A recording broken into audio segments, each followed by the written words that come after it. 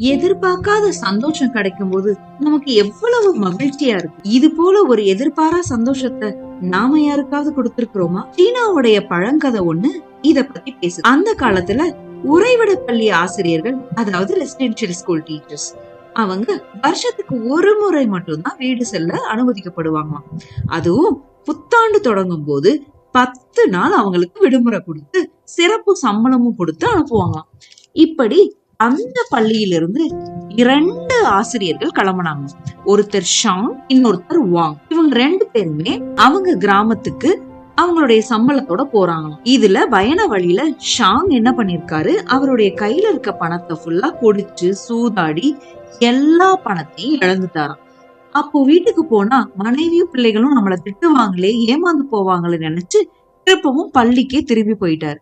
ஆனா வாங் மனைவிக்கான புத்தாடை, இனிப்பு எல்லாத்தையும் வாங்கிக்கிட்டு வீடு நோக்கி பயணிச்சாராம். அவருடைய கிராமம் ஷாங்குடைய கிராமத்தை தாண்டிதான் இருந்துச்சு. அப்படி தாண்டி போறப்போ ஷாங்குடைய குடும்பம் அவருக்காக எதிர்பார்த்து காத்திருக்கிறத வாங் கவனிச்சாராம். அவருக்கு சரி நம்ம இந்த குடும்பத்துக்கு உதவுவோன்னு அவர் தன்னோட குடும்பத்துக்கு வாங்கி வச்சிருக்கிற பொருட்கள் எல்லாம் ஷாங்குடைய குடும்பத்துக்கு கொடுத்துட்டார்.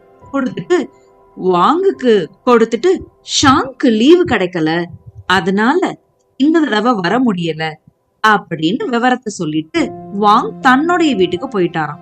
அங்க போய் நடந்தத தன்னுடைய மனைவிட்ட சொன்னப்போ மனைவிக்கு கொஞ்சம் கோபமா இருந்துதான், வருத்தமா இருந்துதான்.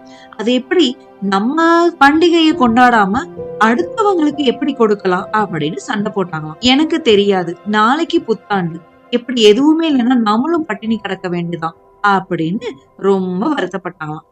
ஆனா வாங் சரி நான் ஏதாவது செய்ய முயற்சி பண்றேன் அப்படின்னு சொல்லிட்டு படுத்தாங்களாம். மறுநாள் காலையில அவங்களுடைய வீட்டு கதவு தட்டப்பட்டதாம். திறந்து பார்த்தா வாசல்ல 10 மாணவர்கள் ஆளுக்கு ஒரு தட்டுல பரிசு, புத்தாடை, உணவு, இனிப்போட நின்னுட்டு இருந்தாங்களாம்.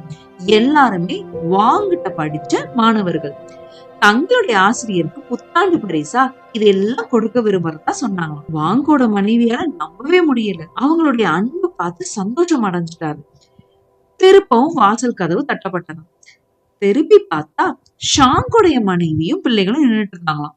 என்னன்னா ஷாங் திரும்பவும் வீட்டுக்கு போய் நடந்ததை சொன்னோன்னு ஷாங்குடைய மனைவியும் பிள்ளைகளும் அடடா இவங்களுக்கான பரிசை நம்ம வாங்கிட்டோமே, திரும்பவும் நம்ம கொடுக்கணும் அப்படின்னு சொல்லி கொண்டு வந்து கொடுத்தாங்க. இதை தெரிஞ்சுக்கிட்ட கிராமத்துல எல்லாரும் அடடா நம்மள இருக்கிற ஆசிரியர் வாங் இவ்வளவு நல்லவர், அப்ப அவருக்கு நம்ம எல்லாரும் பரிசு பொருள் கொடுக்கணும்னு அந்த கிராமத்துல இருக்கிற எல்லாரும் அந்த பரிசு பொருட்களை வாங் குடும்பத்திட்ட வந்து கொடுத்தாங்க. வாங்குடைய வீடு நிறைய பரிசு பொருளும் இனிப்பும் நிரம்பின அப்படின்னு முடியுது அந்த சீன கதை.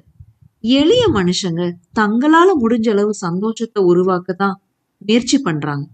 பணம் இருக்கிறவங்க தான் சந்தோஷத்தையும் சேர்த்து இரும்பு பெட்டியில பூட்டி வச்சுக்கிறாங்க. சந்தோஷப்படுத்துறதுலதான் வாழ்க்கையுடைய இன்பமே இருக்குது. இதை நாம தெரிஞ்சுக்கணும் இல்லையா?